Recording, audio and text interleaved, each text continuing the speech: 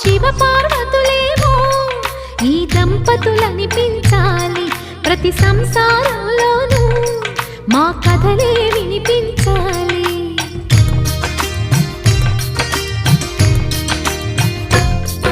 ఆ సిరిని శ్రీహరిని మా జతలో చూపించాలి, శ్రీకాంతుల కొలువంటే మా కాపురం అనిపించాలి. మా ముంగిలిలోన పున్నమి పూల వెన్నెల విరియాలి, మా చక్కని జంట చుక్కల తోట పరిపాలించాలి.